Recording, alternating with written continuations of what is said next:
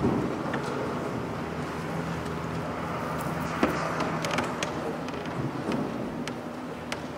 and gentlemen, it is my great honor to welcome you to tonight's performance From Broadway to Broad Street, the sizzling 60s.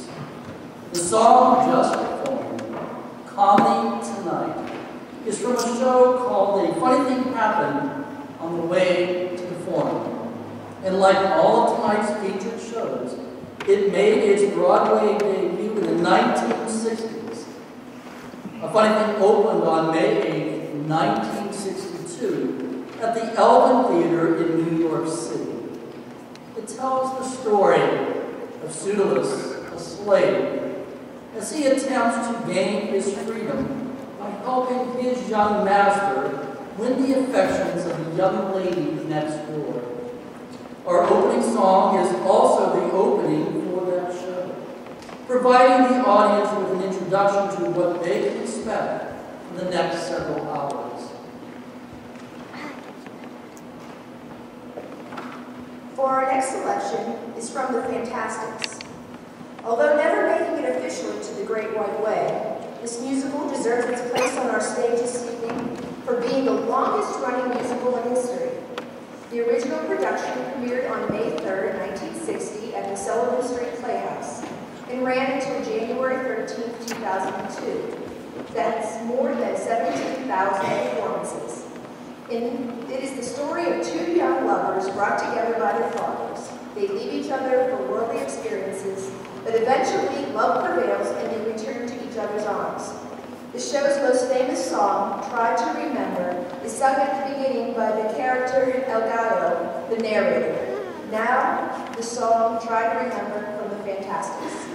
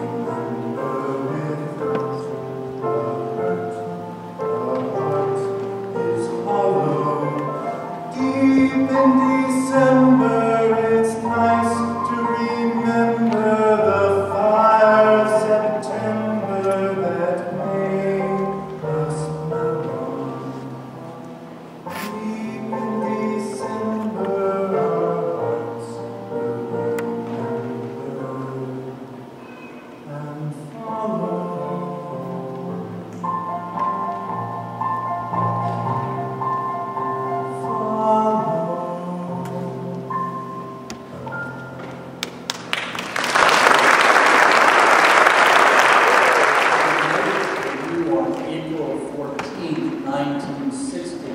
And to Martin Beck Theater, it moved 2 more times to the 54th Street Theater and finally the Schubert Theater, where it closed on October 7, 1961. With music by Charles Strauss and lyrics by Lee Adams, this musical took its plot right from pulp culture, mirroring the hysteria that swept the nation when Elvis Presley was drafted and sent overseas in 1957.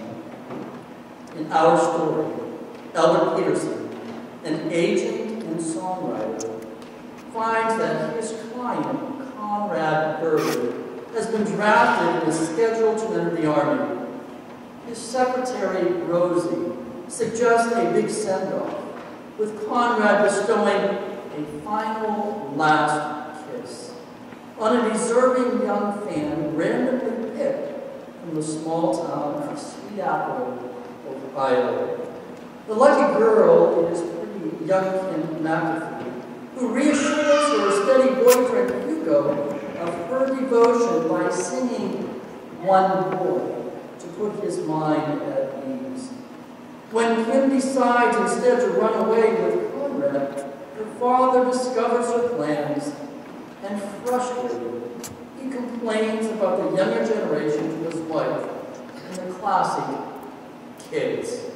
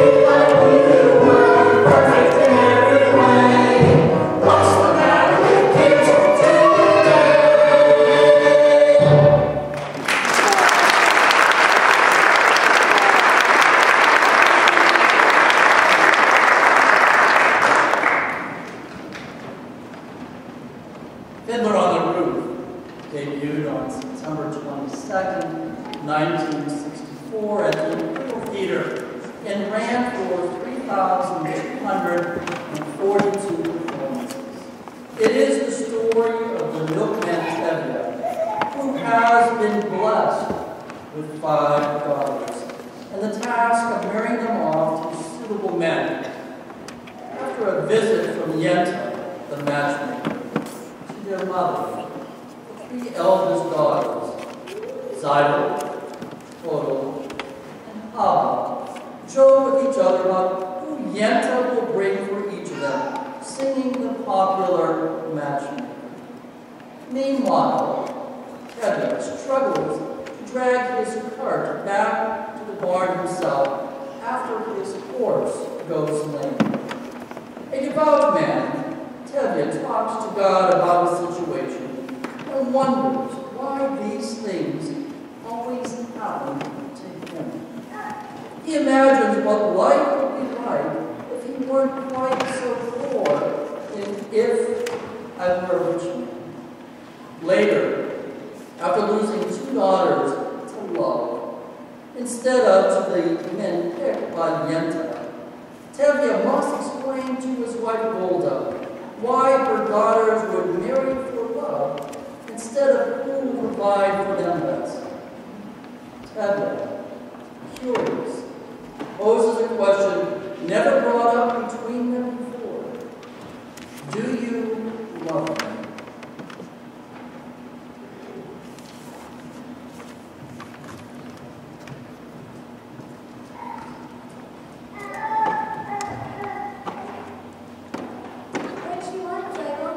Mama wants you to know, she'll tell you. Finish washing the floor. I wonder if Yet's the matchmaker found a husband for you. I'm not anxious for Yet to find a husband. Not unless it's possible to take her. I didn't ask you. Well, Zyla, you're the oldest. They have to make a match for you before they can make one for me. And after her, one for me. So if Yenta brings... Oh, Yenta.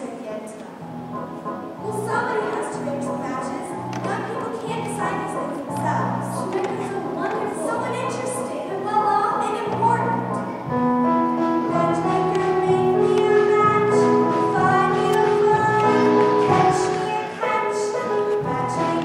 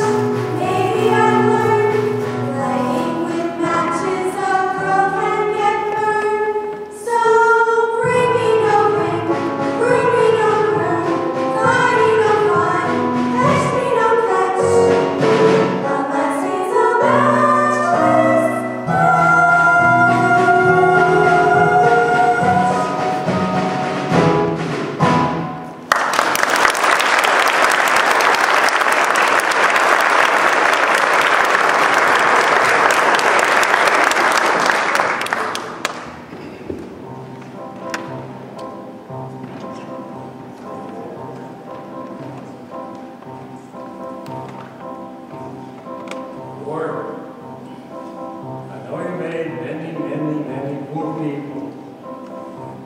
And there's no shame in being poor. But it's not a great one for you. Would it have been so terrible for you to give me just a small amount? If I were a rich man,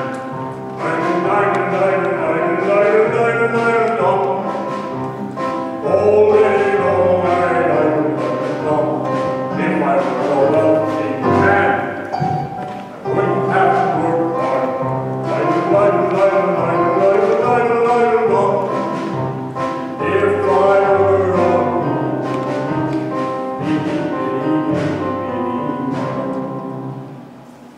I build a big tall house, rooms by the dozen, right in the middle of town.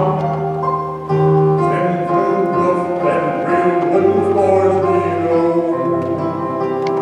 There would be one long staircase just leading up, and one even longer leading down, and one more leading nowhere, just for show. I fill my yard with chicks and turkeys, geese and ducks for dancing here, squawking just as noisily as they can. And every squawk and cluck and bird would come like come to hear, as if to say, here is a wealthy man. If I was a rich man,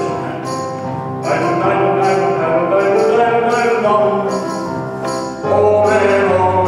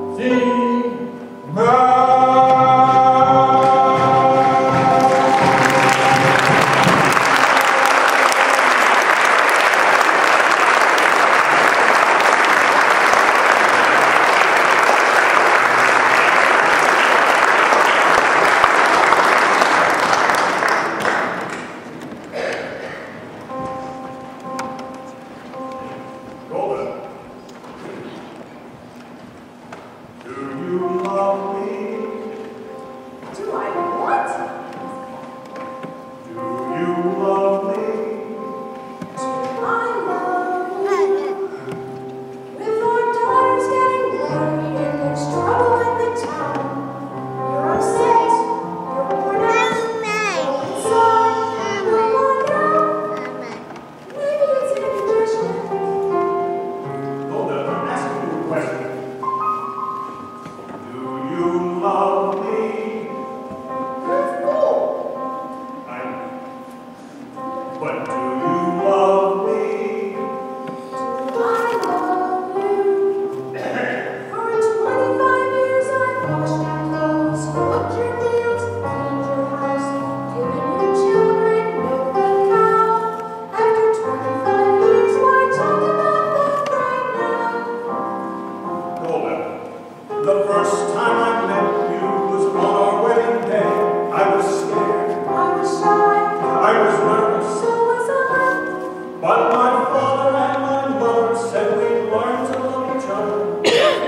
Now I'm asking, hold up. Do you love me? I'm your wife. I know. But do you love me? I love him. For 25 years I've lived with him, fought with him, slept with him. 25 years my bed is his, and that's my love for this. Then you love me. I suppose I do. And I suppose I love you too. It doesn't change a thing, but even so, after 25 years, it's nice to know.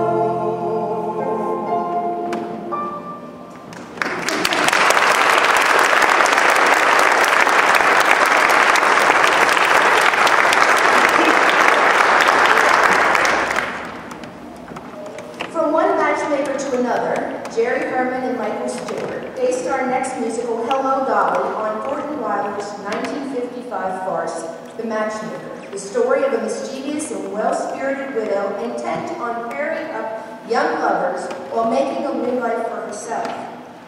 As Act 1 unfolds, we see that Dolly is intent on marrying wealthy Horace Vandergelder, a cantankerous merchant in Yonkers, who can't stand her freewheeling nature. Horace and his employees sing of the benefits of getting married in It Takes a Woman. Horace wants to marry pretty young Irene Malloy, but his clerk Cornelius has also fallen in love with her. Dolly sees an opportunity to further her own plans, but she feels she must ask her deceased husband for the strength and blessing to move on in her life and before the parade passes by.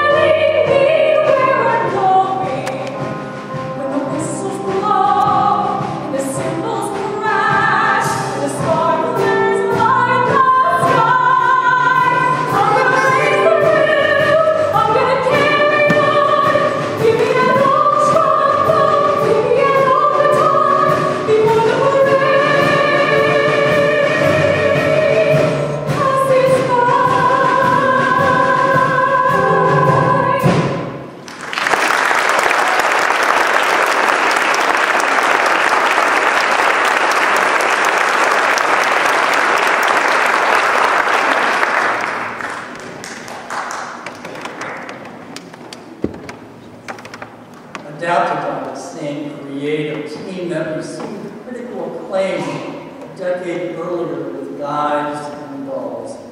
How to Succeed in Business Without Really Trying tells the story of J. Pierpont Finch, a window cleaner with dreams of being much more, believing that the way to the top of the corporate ladder can be found within the book, How to Succeed in Business Without Really Trying.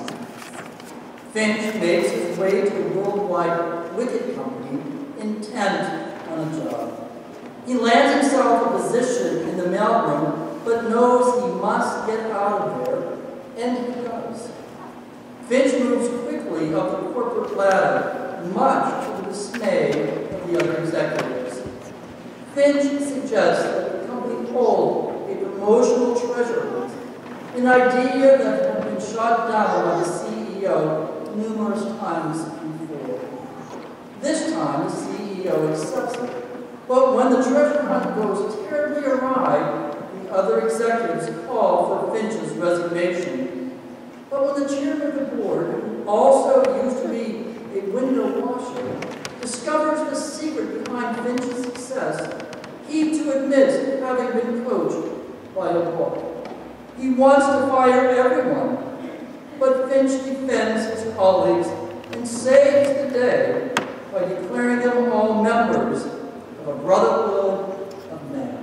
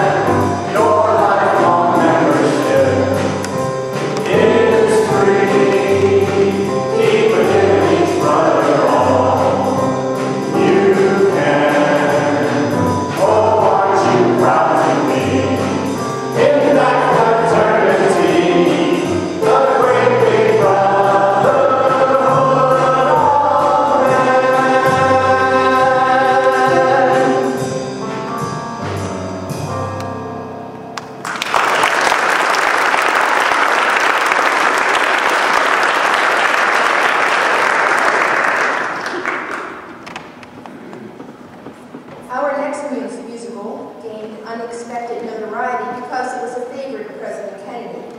Camelot debuted in 1960 at the Majestic Theater.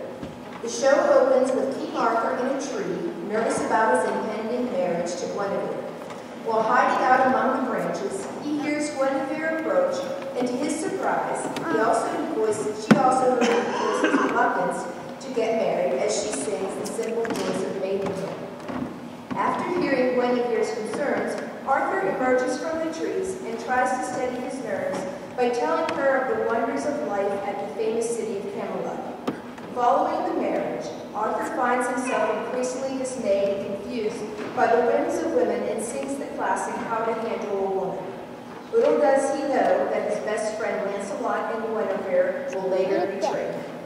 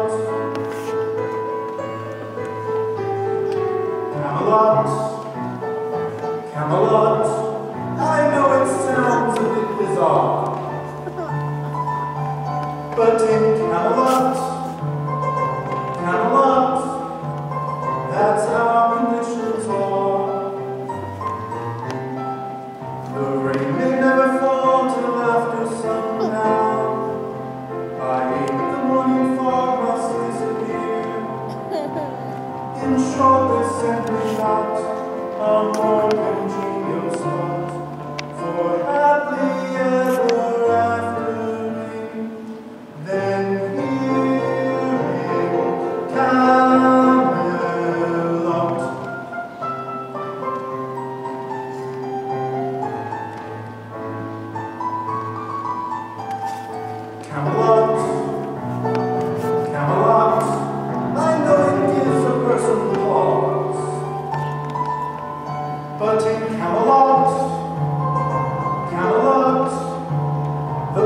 of the legal laws. The snow may never slush upon the hillside. By 9 p.m. the moonlight must appear. In short, the symphony not of northern genius thought, for happy ever after. Then here in Camelot.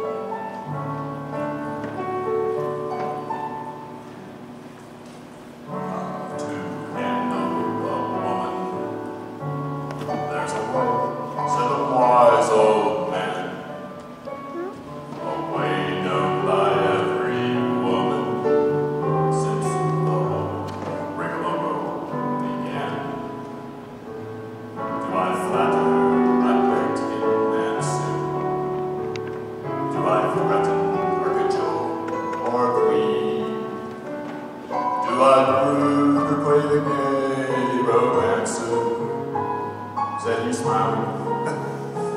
No, indeed. How to handle a woman? Mark me well, I will tell you so. The way to handle a woman is to love her. Simply love her.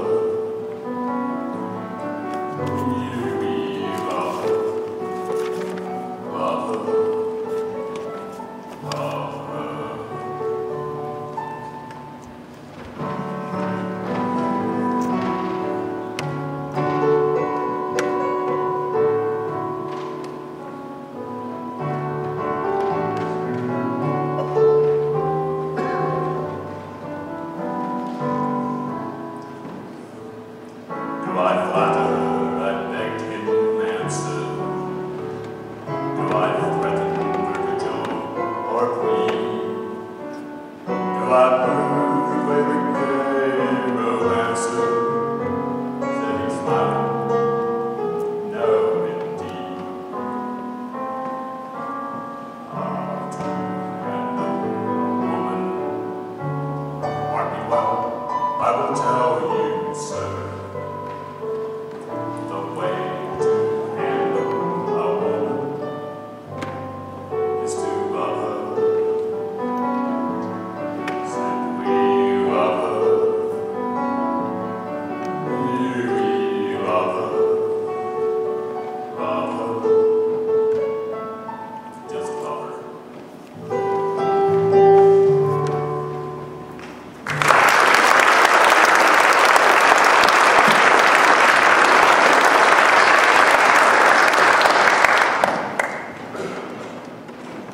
Our next show, Oliver, first debuted in London's West End in 1960. It was the first successful musical adaptation of the Charles Dickens novel. It tells the story of Oliver Twist, poor orphan in turn-of-the-century London. As the show opens, we see the children of the workhouse coming to the dining hall to eat dinner, begging for food, glorious food. When Oliver gets up with courage to ask for more, he is sold to an undertaker who makes him sleep in the basement with the unused coffins. Here, Oliver fantasizes about his mother, who has never known the classic song, Where is Love? After escaping from the undertaker, Oliver gets taken in by a group of pickpockets led by the infamous Artful Dodger. He meets Nancy, the girlfriend of an abusive and violent burglar.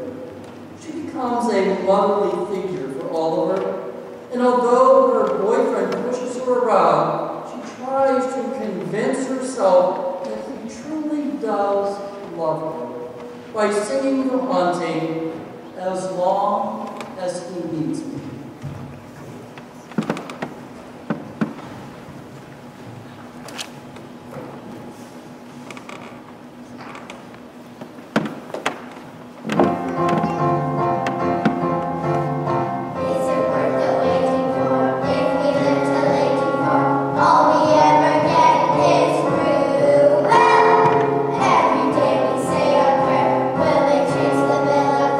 Still we get the same old groove.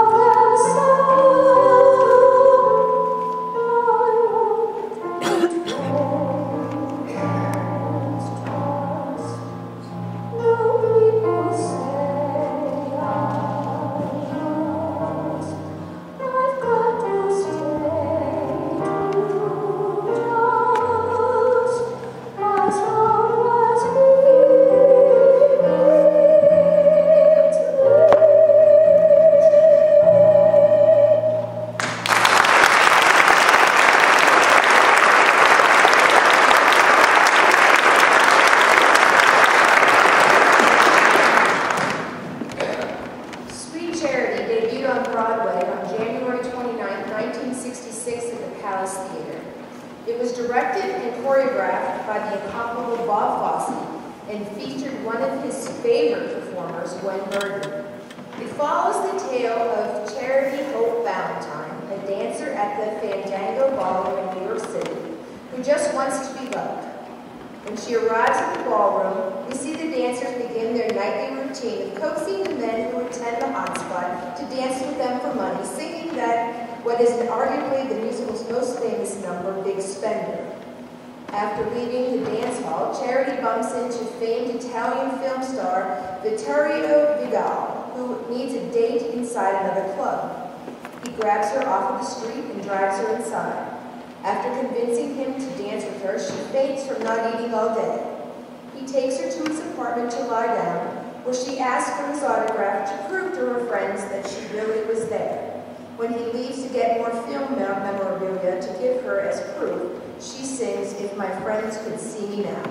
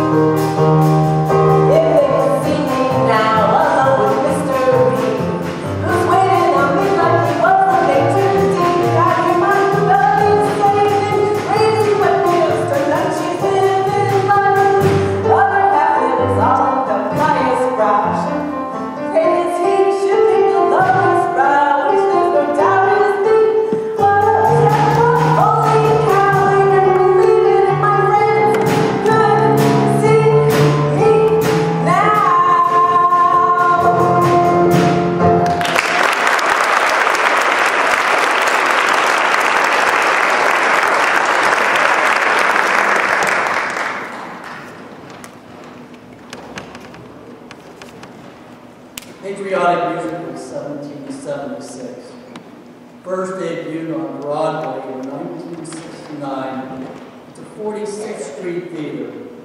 The action begins with a stubborn yet weary John Adams entering the Second Continental Congress on May 8, 1776. Throughout the first act, we see him struggle as he attempts to convince the rest of the delegation to break away from England to become their own nation. Adams tries to convince a skeptical Thomas Jefferson to write the Declaration of Independence, but he stubbornly refuses on the basis that he has not seen his lovely wife Martha in 6 months. Adams, seeing this as a way to get what he wants, sends for Martha. And upon her arrival, he and Benjamin Franklin ask her how such a beautiful and vivacious woman could have fallen for such a quiet and morose man. She explains it to them. It is because he plays the violin. The next scene brings a courier with a letter from General Washington, who is desperate for aid outside of New Brunswick, New Jersey. As the delegates depart, the custodian of the Congress asks the courier about the front. He relays the haunting story of how he watched 2 friends fall outside of Lexington. The song, Mama, Look Sharp, is told from the point of view of the courier, his fallen comrades, and the mothers who were forced to find their sons' bodies on the battlefield.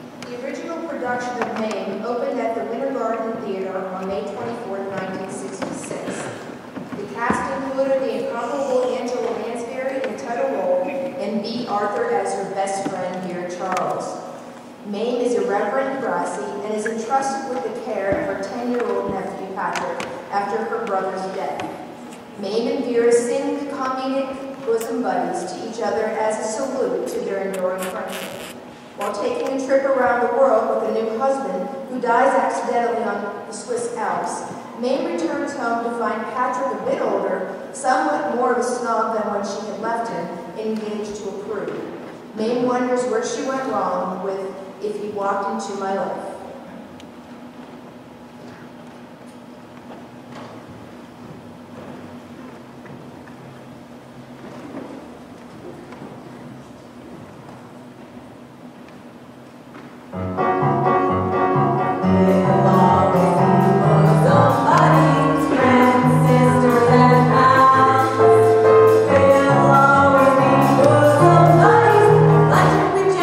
There's need to protect you and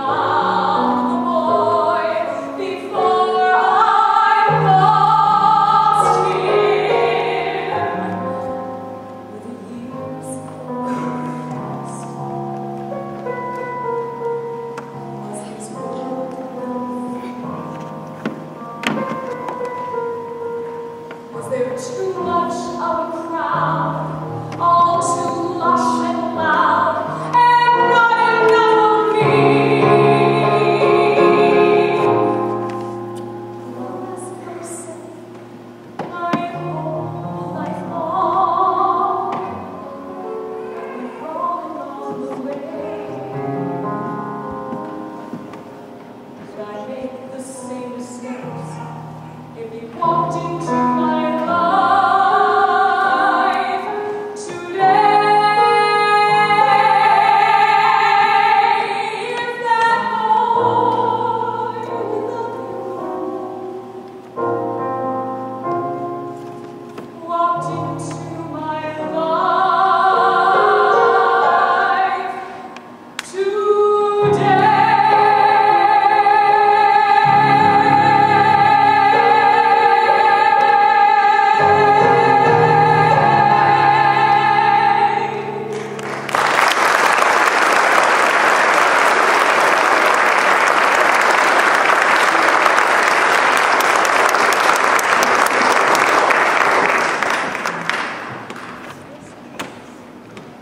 Another show that opened at the Winter Garden Theater was Funny Girl, a vehicle for Barbra Streisand, which debuted on March 26, 1964. It tells the story of real-life comedian Fanny Bryce and her romance with Nicky Arnstein, a gambler. The show is actually told as a flashback, with Nicky in jail and Fanny in the dressing room, reflecting on her life.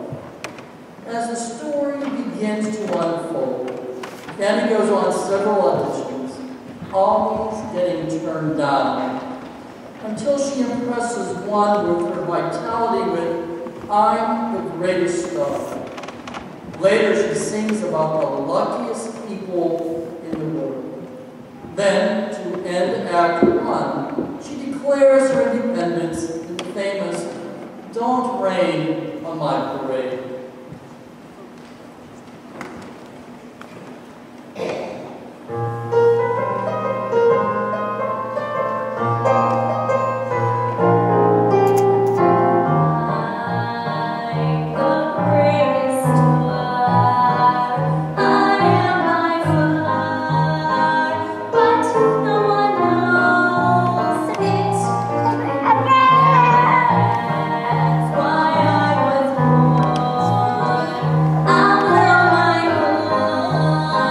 Till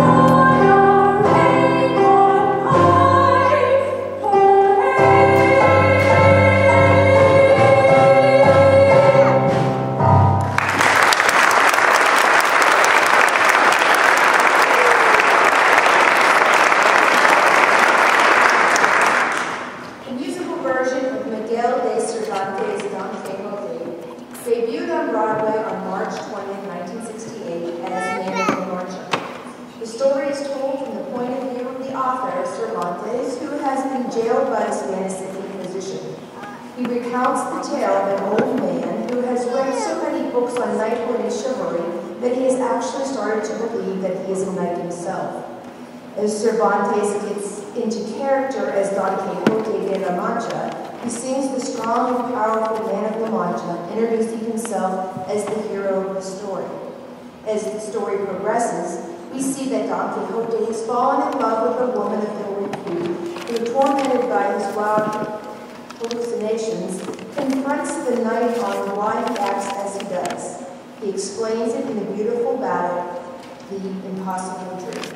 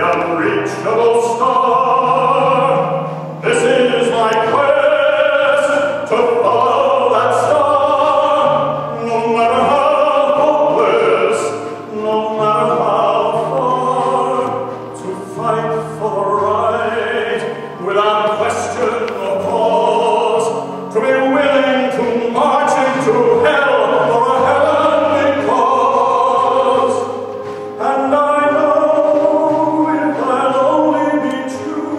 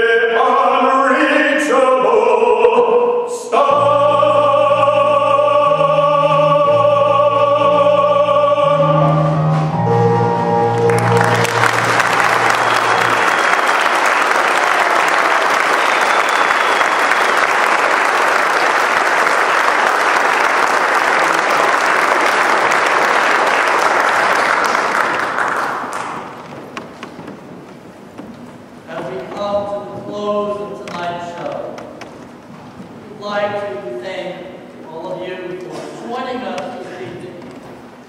For a finale, we bring you a medley from the musical Hair, which debuted April 29, 1968 at the Biltmore Theater.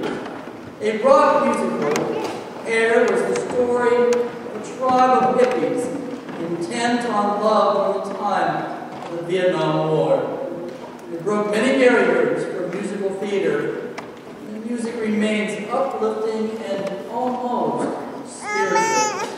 Aquarius opens the show, and Let the Sun Shine In closes it. So we will too. Let's welcome the whole cast up on stage as we invite all of you to sing along.